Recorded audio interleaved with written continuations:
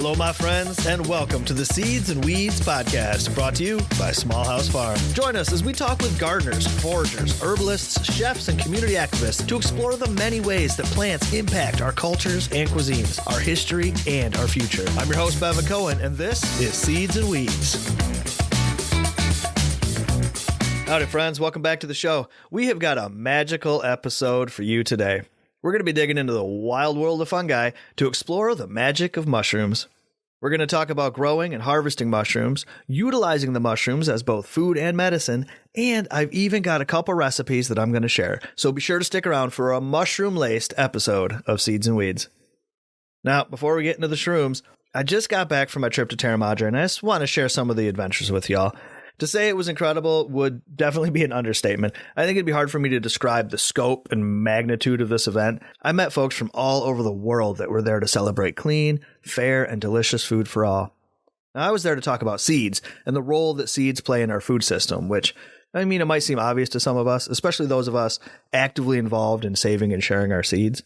But as part of the Slow Food organization, my job was to help present the slow food position on seeds and to gather feedback from other delegates to help us ensure that everyone's voices are being heard equally. It was a really exciting moment for me as an educator and an activist to be able to bring this conversation to a worldwide stage. Now, of course, Terra Madre wasn't just about work. It was also about celebrating, honoring the food and cultures of producers, growers, and stewards of the land. And it was delicious. Of course, I sampled meats and cheeses, fruits and veggies. You name it, I was eating it. There was a whole series of tents, each dedicated to a different region of Italy, and all of their finest foods were on display. I also had to visit some local restaurants, and while I enjoyed everything that I tried, the standout for me was a restaurant. It was really close to the hotel that served this agnolotti, which is sort of like a ravioli, in this walnut sauce, salsa de noce. It was out of this world, I'm telling you. I'm working on recreating the recipe. I'm trying to make it here at home, and if I can pull it off, I'm going to post the recipe over on our Patreon. Now, I'm going to be sharing more photos and stories from the trip over there and on our social media, too. I mean, from the farmers markets to Cafe Albicierine, I have a lot of tasty stories to tell. What were some of my biggest takeaways from Terra Madre? Terroir affects flavor. That's what terroir means, right? Where a food is produced is just as impactful as how it's produced. The air, the soil, the water, the grass, they all have an impact on the final product. And that's why local food matters. That's why it's so important that we preserve local customs and recipes. I mean, they're one of a kind. The other big takeaway for me, community. Community is the cornerstone of any meaningful work, regardless of what it is. It's the community that comes together to do the work, and ultimately, the community that reaps the benefit of their effort. Now, Terra Madre is a biennial event, right? It's every other year, so I can't say for sure if I'll ever have the opportunity to go to another one. But I know that there's a North American Terra Madre in the works next year in Sacramento, and I think I just might have to make that journey. In other news, right before I left, I was the opening speaker for an online homesteading summit, and the feedback I've heard from folks since then is been very encouraging. I mean, I've gotten a lot of great emails and interactions from folks on YouTube's, and people have really come out to help support our work by joining our Patreon community. We're pushing 350 members on Patreon right now, and I mean, that's incredible, to say the least. By joining our Patreon community, members not only enjoy exclusive content, online discounts, free seeds, books, plenty of other perks, but they're also directly supporting our work here at Small House Farm, and that obviously means a lot to us. We wouldn't be able to do much of the work that we do, including this podcast, if it wasn't for the support of our community. So I'd like to give a quick shout out to all of our new and returning members, including Robin Blair, Kelly Widner, Alicia Bennett, Regina Zahn, Sheila, Mickey Miller, Tracy Off, Kirk Paxson, Rebecca Zuniga, and Sherry Penrod. And that's quite a list this week. Thank you all so much. And for those of you listening, if you would like to support the podcast, you can find a link to our Patreon community down in the show notes or over on our website, seedsandweedspodcast.com.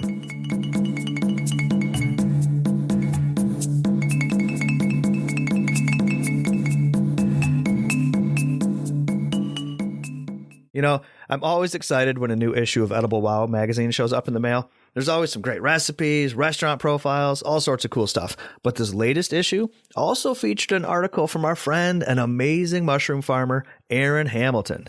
Now, you might remember Erin from when she was on the show last year to talk about the Mushroom Conservatory. So my name is Erin Hamilton, and I own the Mushroom Conservatory. I teach people around the world how to grow gourmet mushrooms. The article kicks off with a little background on Erin's work and how she got turned on to mushrooms during a foraging workshop at Bald Mountain State Park more than 10 years ago. Erin didn't know it at the time, but this foraging class was going to change her life. Since then, she's launched the Mushroom Conservatory, taught mushroom growing classes around the country, and sells her own mushroom growing kits in hundreds of stores. It's a pretty inspiring story.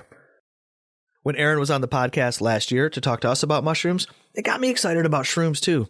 Interestingly enough, mushrooms are a fungus, right? Which means they aren't technically plants, but I still love them. Mushrooms don't photosynthesize the way a plant does. A mushroom on the surface is a very, very small piece of the mycelial network and what's going on beneath the surface. Erin was also a vendor at our local seed swap this past February. She shared some of her mushroom kits with me. She specializes in oyster mushrooms, which are very easy to grow right in the kitchen. So you just need some brown rice, like a bag of dry brown rice. You're going to cook it the day before you're going to start your mushrooms. You cook it a little on the dry side and then you add your culture to it. You're going to need some paper bandage tape. Other than that, you need a container to grow in, which usually people use a bucket. We grew our little buckets of mushrooms right on the kitchen counter, and it was so fun and so easy to do. My only other experience growing mushrooms before this was a little bit more labor intensive. We grow shiitake mushrooms on oak logs here out in the woods, and that's a little bit more involved. First, we need to cut the hardwood logs when they're still dormant. Then, they're drilled, and each of the holes is packed with a mixture of mycelium and sawdust. That hole is then sealed with wax, and the logs are set aside to allow time for the mushrooms to colonize the wood. It's not until the following spring that the mushrooms begin to fruit and we can harvest the shiitake. It is work and it does take a while, but those logs, they'll continue to produce mushrooms for years. We actually made a couple videos on how to grow shiitake mushrooms on logs a few years ago for our YouTube channel. Howdy friends, Bevin Cohen here, and today at Small House Farm, we're inoculating our logs to grow some shiitake mushrooms.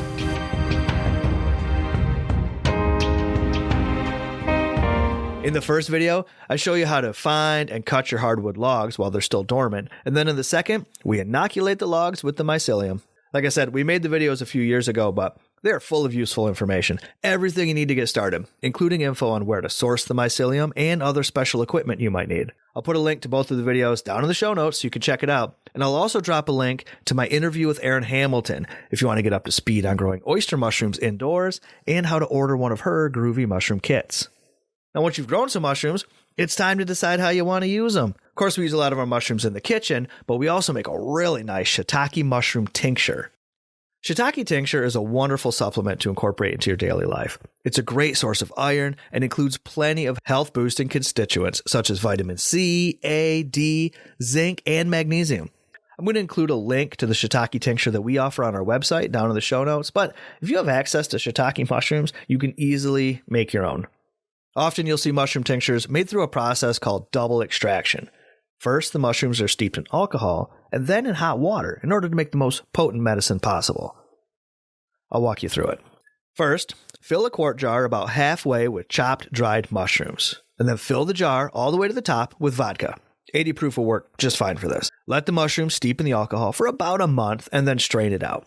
Save the alcohol in a jar because this is the first half of your extract. And then you're going to take the mushrooms that had been steeping and place them into a small pot with about a half a gallon of water and bring that to a simmer. Let it simmer for a couple of hours or until the water is reduced to about a pint or so, 16 ounces. Then remove the pot from the heat and let it cool. Strain it out and be sure to squeeze all the liquid that you can from those mushrooms. Then combine the two liquids, your water extract and your alcohol extract, and now you've got a shelf-stable double mushroom extract. Mushrooms are also great for use in the kitchen, right? They add a unique flavor and textures to many dishes. The Edible Wow magazine had a couple of very interesting mushroom recipes, which included a glazed mushroom dish and a mushroom bulgogi, which is a popular Korean dish, typically made with beef, but this is a mushroom-based vegetarian version, which is very cool. Now, I can't give you the recipes from the magazine, but I can give you a mushroom recipe from my book, The Heritage Pantry. Now, this is a nice mushroom duxelle, which is made from shallots and shiitake mushrooms, although you can substitute any mushroom in the recipe. It's a fine condiment that can be used on stir fries, on top of egg dishes, or even as a filling for dumplings or pasta. So for this recipe, you're going to need 1 pound of fresh mushrooms, 2 tablespoons of butter, 1 shallot chopped small, and a tablespoon of herbs. Now here we're going to use a blend of dried thyme, rosemary, and sage. You'll also need a 1/4 teaspoon each black pepper and salt, and a 1/4 cup of dry red wine. First, you'll wash and destem the mushrooms, and then chop them up really small, sprinkle them with the salt, and set them aside. Let it sit for about 5 minutes. In the meantime, in a medium saucepan, melt the butter over medium heat, add the shallots, and saute until soft. Squeeze all the moisture out of the mushrooms, and then add them to the pan along with the black pepper and the herbs, and continue to cook until all the moisture has evaporated. Add the red wine, and then let that cook down until the liquid has once again evaporated. And your duxelle is ready. You can enjoy it now or freeze it to enjoy on another day. If you like this recipe, you can find more recipes just like it in my book, The Heritage Pantry, which is available everywhere online and at the link down in the show notes.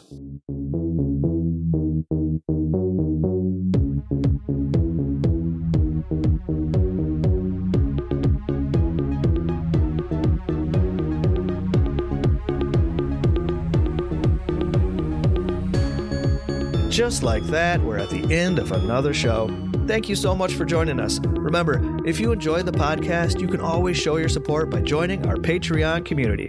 You can find that link and so much more at seedsandweedspodcast.com. This episode was edited and produced by all of us here at Small House Farm, and the music we're enjoying right now is a song called Things Are Getting Weird by Voice Bosch.